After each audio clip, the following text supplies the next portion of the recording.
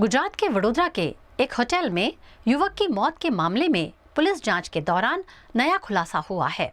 जिस कमरे में पहले 2 युवकों के ठहरने की बात सामने आई थी, वहां घटना के समय 3 युवक मौजूद थे।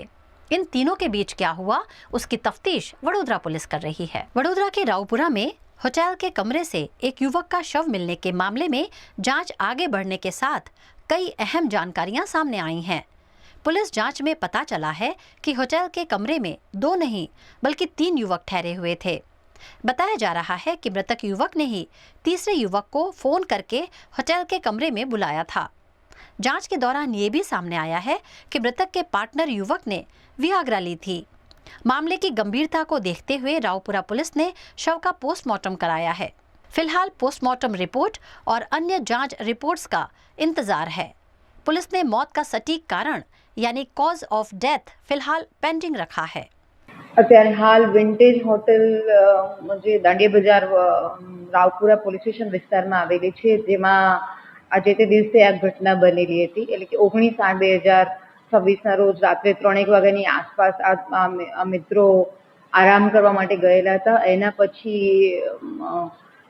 જે મરણ જનાર છે ગુલામ મુસ્તફા ખુશીદ અહેમદ નૈયર, એનું મૃત્યુ શંકા પ્રેરાવે એવું હતું, પરંતુ આ સમગ્ર એડીની તપાસ ચાલુ કરેલ છે, જેમાં ફોરેન્સિક વિભાગ દ્વારા પીએમ કરાવડાવેલું છે।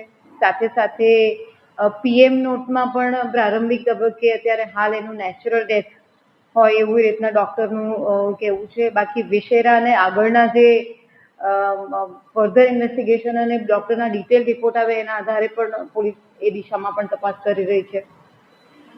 સાથે સાથે અહીંયા જે મરણ જનાર છે ગુલામ મુસ્તફા ખુશીદ અહેમદ, એને રાત્રે જે પ્રમાણે એના જે મિત્ર છે જે સાથે હતા એને પૂછપરછ કરતા એને ગભરામણ થતા એને નવડાવતા પછી એને કદાચ શોક લાગેલ છે એવું પ્રારંભિક રીતે લાગે છે કે એને કદાચ કરંટ લાગવાથી એનું મૃત્યુ થયું, પરંતુ છતાં પણ ડૉક્ટરના રિપોર્ટ, પેનલ ડૉક્ટરના રિપોર્ટ, ફોરેન્સિક સાયન્સ ના વિભાગ દ્વારા જે પણ અમને રિપોર્ટ્સ આવશે એના આધારે કયા કયા પુરાવા ભેગા થાય છે એના આધારે તપાસ ચાલુ છે।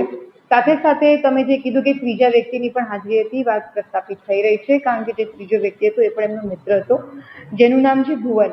ભુવન એ શાના માટે આવ્યો હતો એની પણ તપાસ ચાલુ છે, એની પણ પૂછપરછ ચાલુ છે। એને કેવી રીતે બોલાવવામાં આવ્યો હતો અને એણે એ લોકો સાથે શું વાર્તાલાપ કર્યું હતું એની પૂછપરછ તપાસ ચાલુ છે।